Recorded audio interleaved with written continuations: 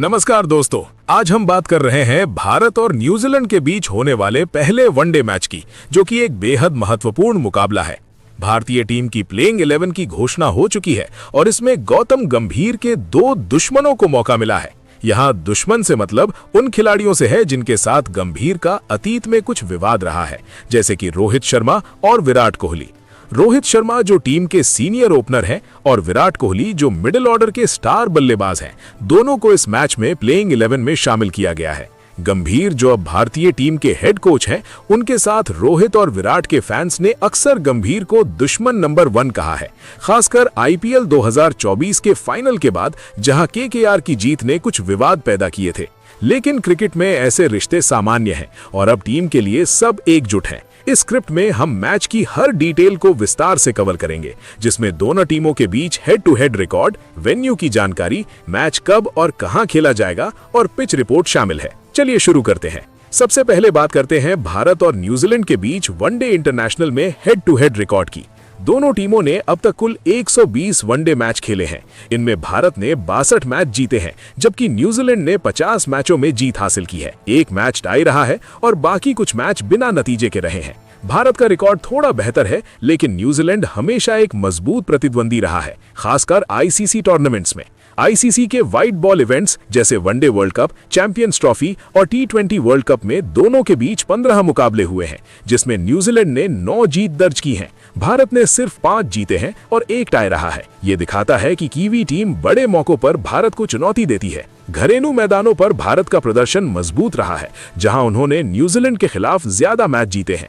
उदाहरण के लिए 2016-17 की सीरीज में भारत ने न्यूजीलैंड को 3-2 से हराया था, जबकि 2019 में न्यूजीलैंड ने भारत को 4-1 से मात दी थी। कुल मिलाकर भारत के बल्लेबाजों ने न्यूजीलैंड के खिलाफ अच्छा प्रदर्शन किया है। सचिन तेंदुलकर ने 41 मैचों में 1750 रन बनाए हैं, जबकि विराट कोहली ने 31 मैचों में 1645 रन। न्यूजीलैंड की तरफ से रॉस टेलर ने 34 मैचों में 1385 रन बनाए हैं। गेंदबाजी में भारत के जहीर खान और न्यूजीलैंड के टिम साउदी जैसे गेंदबाजों ने अच्छा किया है। ये हेड टू हेड रिकॉर्ड बताता है कि मैच हमेशा कड़ा होता है और दोनों टीमों के पास मजबूत पक्ष है। भारत की बैटिंग लाइनअप मजबूत है, लेकिन न्यूजीलैंड की पेस अटैक चुनौतीपूर्ण हो सकती है। पिछले कुछ सालों में न्यूजीलैंड ने भारत को वर्ल्ड कप सेमीफाइनल में हराया था, जो एक यादगार मुकाबला रहा, लेकिन भारत ने भी कई बार कीवियों को उनके घर में मात दी है। कुल रनों के मामले में दोनों टीमों ने औसतन 250 से 300 रनों के स्कोर बनाए हैं और हाई स्कोरिंग मैच ज्यादा देखने को मिले हैं। ये रिकॉर्ड दिखाता है कि पहले वनडे में भारत को अपना बेस्ट देना होगा, क्योंकि न्यूजीलैंड कभी हार नहीं मानती। अब बात करते हैं वेन्यू की। ये मैच कुटुंबी स्टेडियम वडोदरा में खेला जाएगा। कुटुंबी स्टेडियम, जिसे बीसीए स्टेडियम या रिलायंस स्टेडियम के नाम से भी जाना जाता है, गुजरात के वडोदरा शहर में स्थित है। ये एक आधुनिक क्रिकेट स्टेडियम है, जिसकी क्षमता लगभग 25,000 दर्शकों की है। स्टेडियम का निर्माण हाल के वर्षों में हुआ है और ये भारतीय क्रिकेट कंट्रोल बोर्ड बीसीसीआई के तहत आता है। वडोदरा शहर उत्तर प्रदेश नहीं, बल्कि गुजरात में है और ये मैच का आयोजन स्थल है। स्टेडियम में अच्छी सुविधाएं हैं, जैसे कि एलईडी लाइट्स, बड़े स्क्रीन और आरामदायक सीटिंग। ये स्टेडियम घरेलू मैचों और आईपीएल के लिए भी इस्तेमाल होता रहा है, लेकिन इंटरनेशनल मैचों के लिए ये एक महत्वपूर्ण वेन्यू बन रहा है। आसपास का इलाका हरा भरा है और स्टेडियम की लोकेशन शहर के केंद्र से थोड़ी दूर है, जिससे ट्रैफिक मैनेजमेंट आसान होता है। दर्शकों के लिए पार्किंग और ट्रांसपोर्ट की अच्छी व्यवस्था है। ये वेन्यू न्यूजीलैंड टीम के लिए नया हो सकता है, क्योंकि उन्होंने यहाँ ज्यादा मैच नहीं खेले हैं, लेकिन भारतीय खिलाड़ी घरेलू अनुभव से फायदा उठा सकते हैं। स्टेडियम में फ्लड लाइट्स हैं, लेकिन ये मैच डे गेम है, तो दिन की रोशनी में खेला जाएगा। कुल मिलाकर कुटुंबी स्टेडियम एक संतुलित वेन्यू है, जहां बल्लेबाज और गेंदबाज दोनों को मौका मिलता है। मैच कब और कहां खेला जाएगा, इसकी डिटेल्स पर आते हैं। ये पहला वनडे मैच 11 जनवरी 2026 को खेला जाएगा। मैच की शुरुआत दोपहर 1:30 भारतीय समयानुसार होगी।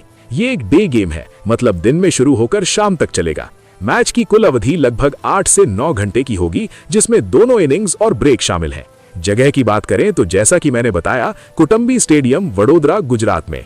वडोदरा शहर हवाई अड्डे से जुड़ा हुआ है और ट्रेन और बस से भी पहुंचना आसान है। मैच का दिन रविवार है, तो दर्शकों की अच्छी भीड़ होने की उम्मीद है। ये न्यूजीलैंड टूर ऑफ इंडिया 2026 का हिस्सा है, जिसमें 3 वनडे मैच हैं। पहला मैच वडोदरा में, दूसरा 14 जनवरी को राजकोट में और तीसरा 18 जनवरी को इंदौर में। सभी मैच डे गेम है और समय 1:30 IST। मौसम की बात करें तो जनवरी में वडोदरा में ठंडक होती है, लेकिन दिन में धूप अच्छी रहती है। बारिश की संभावना कम है, तो मैच पूरा होने की उम्मीद है। ब्रॉडकास्टिंग के लिए ये मैच स्टार स्पोर्ट्स पर लाइव दिखाया जाएगा और ऑनलाइन हॉटस्टार पर स्ट्रीम होगा। टिकट्स ऑनलाइन उपलब्ध है और स्टेडियम की क्षमता को देखते हुए जल्दी बुकिंग जरूरी है। ये मैच सीरीज का ओपनिंग गेम है, तो दोनों टीमों के लिए महत्वपूर्ण है। अब पिच रिपोर्ट पर विस्तार से बात करते हैं। कुटुंबी स्टेडियम की पिच आमतौर पर बैटिंग फ्रेंडली होती है, लेकिन शुरुआती ओवरों में पेसर्स को कुछ मदद मिल सकती है।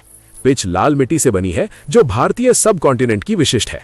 मैच के दिन पिच पर थोड़ी घास होगी, जो तेज गेंदबाजों को स्विंग और सीम मूवमेंट देगी, लेकिन जैसे जैसे मैच आगे बढ़ेगा पिच सूख जाएगी और बल्लेबाजों के लिए आसान हो जाएगी। औसत फर्स्ट इनिंग स्कोर यहां 280 से 300 रनों का रहा है, जबकि सेकंड इनिंग्स में 250 से 270। टॉस जीतने वाली टीम पहले बैटिंग करना पसंद करेगी, क्योंकि पिच बाद में स्पिनर्स के लिए टर्न ऑफर कर सकती है। स्पिनर्स को मिडिल ओवरों में ग्रिप मिलेगी और रिवर्स स्विंग भी संभव है। पिछले मैचों को देखें तो यहां हाई स्कोरिंग गेम्स हुए हैं, लेकिन अगर क्लाउड कवर रहा तो गेंदबाज फायदे में रहेंगे।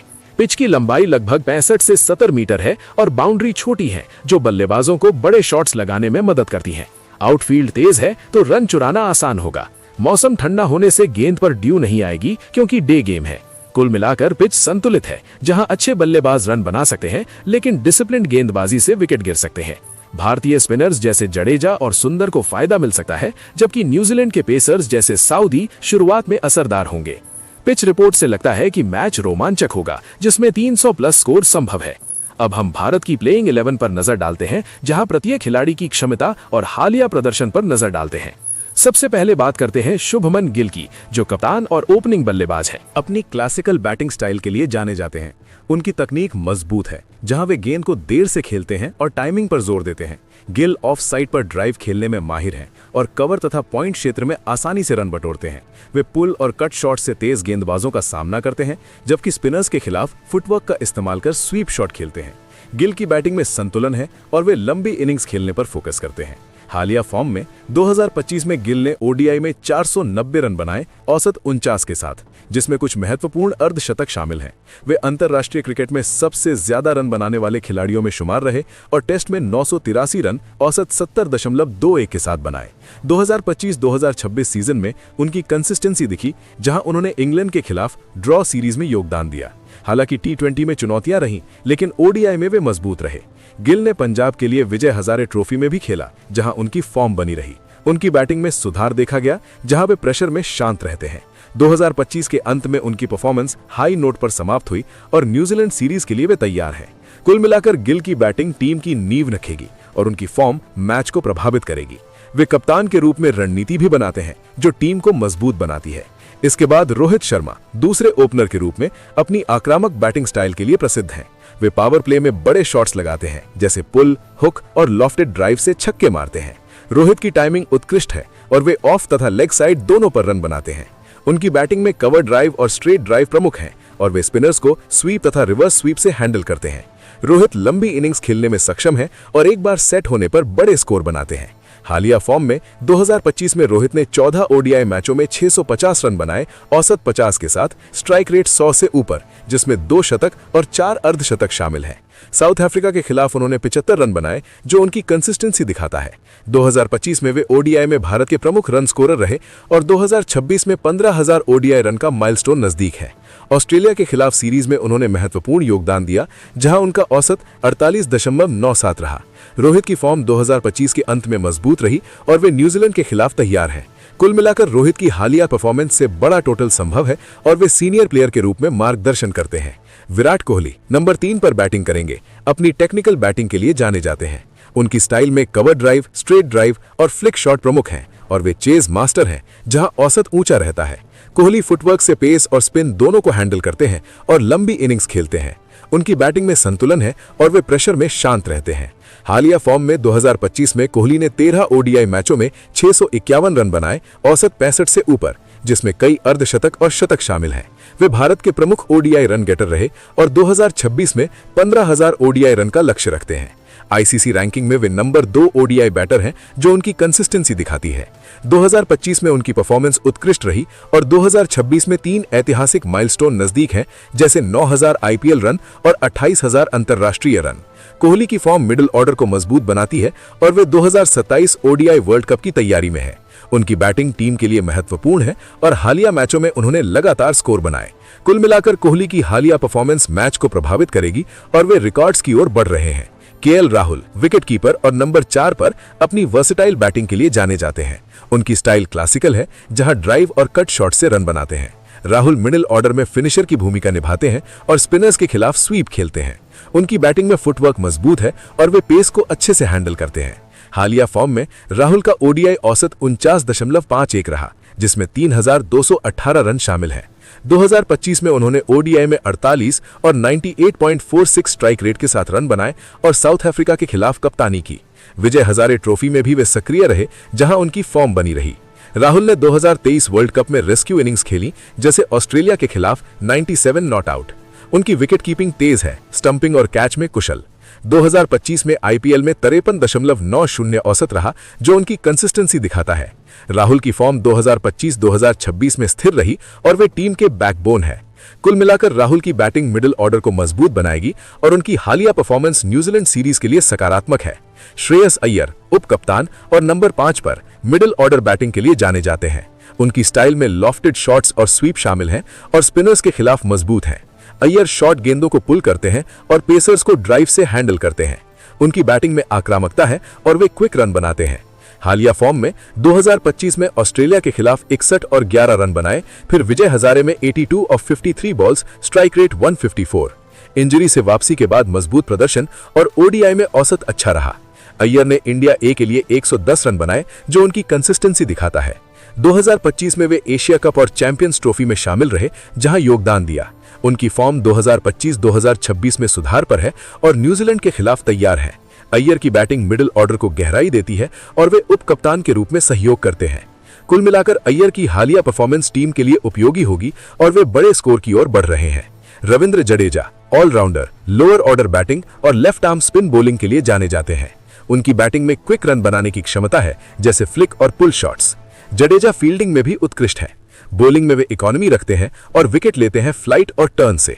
हालिया फॉर्म में 2025 में ओडीआई में 245 रन औसत 50 और 18 विकेट औसत 28.56। साउथ अफ्रीका के खिलाफ 32 रन और विकेट लिए। टेस्ट में 517 रन 5 अर्धशतकों के साथ और इंग्लैंड टूर पर रिकॉर्ड बनाया। जडेजा ने 2025 चैंपियंस ट्रॉफी जीती, जहां विकेट लेने वाले प्रमुख थे। उनकी ऑलराउंड परफॉर्मेंस टीम को बैलेंस देती है और 2025 में अंतर्राष्ट्रीय मैचों में लगातार योगदान दिया। जडेजा की फॉर्म 2025-2026 में मजबूत रही और वे न्यूजीलैंड के खिलाफ तैयार हैं। कुल मिलाकर जडेजा की बैटिंग और बॉलिंग मैच को प्रभावित करेगी और वे 231 ओडीआई विकेट के साथ अनुभवी है। इसके बाद ऑलराउंडर वॉशिंगटन सुंदर का नाम आता है। वॉशिंगटन सुंदर ऑलराउंडर, बैटिंग और ऑफ स्पिन बॉलिंग के लिए जाने जाते हैं। उनकी बैटिंग उपयोगी है, जहां वे मिडिल ऑर्डर में रन बनाते हैं ड्राइव और कट से। बॉलिंग में वे फ्लाइट और वेरिएशन से विकेट लेते हैं। इकोनॉमी अच्छी रखते हैं। हालिया फॉर्म में 2025 में ओडीआई में 50 रन और विकेट लिए, जैसे साउथ अफ्रीका के खिलाफ 13 रन और 0/30, विजय हजारे में 36 रन और 1/53। सुंदर ने टेस्ट में भी योगदान दिया, जैसे साउथ अफ्रीका के खिलाफ 48 और 31 रन। 2025 में लिमिटेड मैच खेले, लेकिन पोटेंशियल दिखाया। उनकी फॉर्म विकसित हो रही है और 2023 एशिया कप तथा 2025 चैंपियंस ट्रॉफी में शामिल रहे। सुंदर की ऑलराउंड क्षमता टीम को गहराई देती है और वे स्पिन विकल्प प्रदान करते हैं। कुल मिलाकर सुंदर की बैटिंग और बॉलिंग न्यूजीलैंड सीरीज में उपयोगी होगी और उनकी हालिया परफॉर्मेंस सकारात्मक है। हर्षित राणा तेज गेंदबाज अपनी फास्ट बॉलिंग के लिए जाने जाते हैं। वे स्विंग और बाउंस से विकेट लेते हैं, नई गेंद से प्रभावी। राणा की बॉलिंग में वेरिएशन जैसे यॉर्कर और शॉर्ट बॉल शामिल हैं। हालिया फॉर्म में 2025 में ओडीआई में 20 विकेट लिए, जैसे साउथ अफ्रीका के खिलाफ 2/34 और 0/44। इंग्लैंड के खिलाफ डेब्यू पर विकेट लिए और ऑस्ट्रेलिया के खिलाफ 4/39। राणा ने चैंपियंस ट्रॉफी में योगदान दिया और विजय हजारे में 4/47। उनकी इकोनॉमी 6.48 रही और 2025 में भारत के प्रमुख बॉलर बने।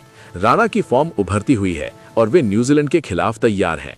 कुल मिलाकर राणा की बॉलिंग पावर प्ले में विकेट दिलाएगी और उनकी हालिया परफॉर्मेंस टीम के लिए की होगी। कुलदीप यादव स्पिन गेंदबाज चाइनामैन बॉलिंग के लिए जाने जाते हैं। वे गूगली, फ्लाइट और टर्न से विकेट लेते हैं, मिडिल ओवरों में प्रभावी। कुलदीप की बॉलिंग में वेरिएशन है और इकोनॉमी अच्छी रखते हैं। हालिया फॉर्म में 2025 में ओडीआई में विकेट लिए, जैसे साउथ अफ्रीका के खिलाफ 4/41 और 1/78, कुल 191 विकेट ओडीआई में और 2025 में लगातार स्पेल दिए। कुलदीप ने चैंपियंस ट्रॉफी और एशिया कप में प्रमुख भूमिका निभाई, जहां स्पिन पार्टनर जडेजा के साथ डोमिनेट किया। उनकी फॉर्म मजबूत है और 2025 में सभी फॉर्मेट में लगातार खेले। कुलदीप की बॉलिंग न्यूजीलैंड के खिलाफ उपयोगी होगी और उनकी हालिया परफॉर्मेंस सकारात्मक है। मोहम्मद सिराज तेज गेंदबाज स्विंग बॉलिंग के लिए जाने जाते हैं। वे नई गेंद से विकेट लेते हैं, आउट स्विंग और इन स्विंग से। सिराज की बॉलिंग में बाउंस और यॉर्कर शामिल हैं। हालिया फॉर्म में 2025 में ओडीआई में रिटर्न किया, साउथ अफ्रीका के खिलाफ 1/24 और टेस्ट में विकेट लिए, कुल 139 विकेट और 2023 एशिया कप फाइनल में 6/21। सिराज ने चैंपियंस ट्रॉफी में योगदान दिया और रैंकिंग में टॉप रहे। उनकी फॉर्म 2025-2026 में अच्छी रही और न्यूजीलैंड सीरीज के लिए तैयार हैं। कुल मिलाकर सिराज की बॉलिंग पेस अटैक को मजबूत बनाएगी और उनकी हालिया परफॉर्मेंस टीम के लिए की होगी।